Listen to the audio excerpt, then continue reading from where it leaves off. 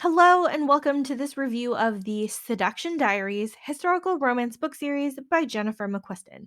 I'm Olivia, your favorite resource for book recommendations you can easily screenshot. You're watching Random Olive Reads. First up, we have Diary of an Accidental Wallflower. Now, Claire is a Viscount's daughter who is hoping to make a match with a Duke's heir this season, but an accidental turn of her ankle sets her on the wallflower line at a ball. She catches the attention of a young doctor named Daniel who is curious about her shuffle and gait. It's clear from the start that they are totally mismatched in terms of social status, but that doesn't stop the attraction from developing as Daniel tends to Claire's ankle over time. Daniel is also very good at managing Claire's rambunctious younger siblings. It was nice to see the social climbing Claire realize that her friends are horrible villains. She doesn't really have a chance with the Duke's heir, and that Daniel is a kind, respectable, and honorable man who is deserving of love and affection. Next up is The Spinster's Guide to Scandalous Behavior, which is book 2. This book takes place about 4 years after the events of book one and is about Claire's younger sister, Lucy. We actually start with the prologue with Thomas, a young drunken marquess who is at his sister's funeral, and his fiancee has just broken off their engagement. We jump 3 years after that funeral to the present day of the novel. The eccentric Lucy, a Viscount's daughter, is not looking forward to her debut season. With a delayed debut after some family scandal, she is 21 years old and stubbornly set in her ways.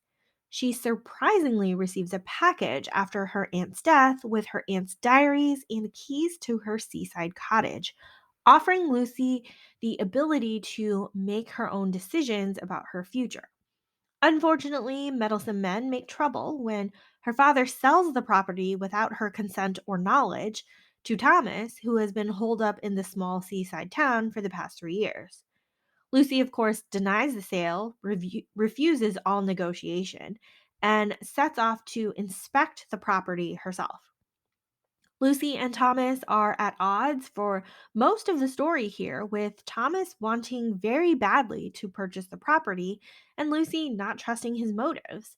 It's fun to see Lucy start to see a more honorable side to Thomas in his interactions with the folks in town, and I love seeing Thomas appreciate Lucy's stubbornness and outspokenness.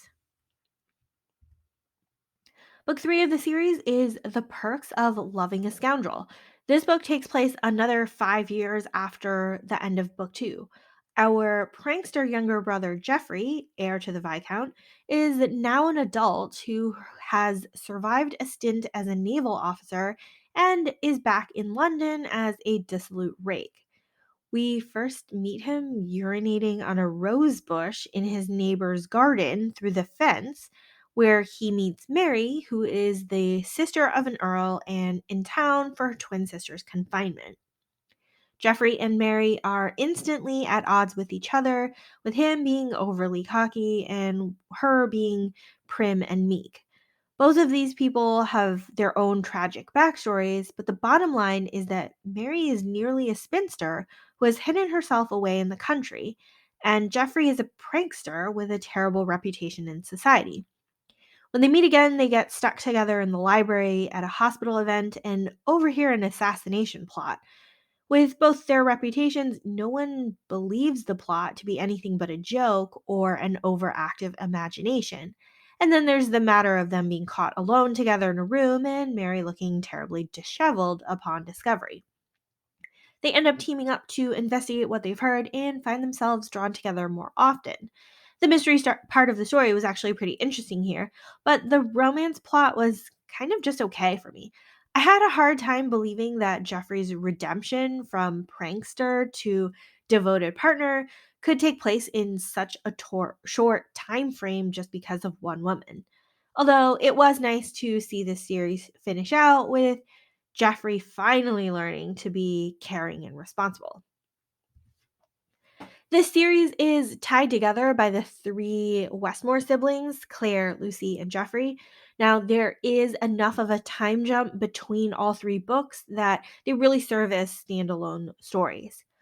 The diary theme also plays into all three books, with Claire and Mary being avid diary writers.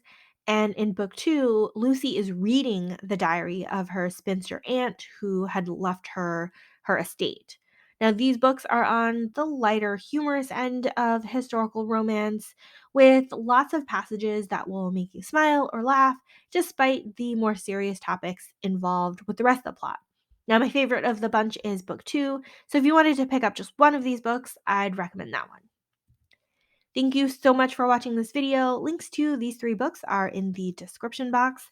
Like and subscribe so you don't miss future videos, and you can follow me on Instagram at randomolive.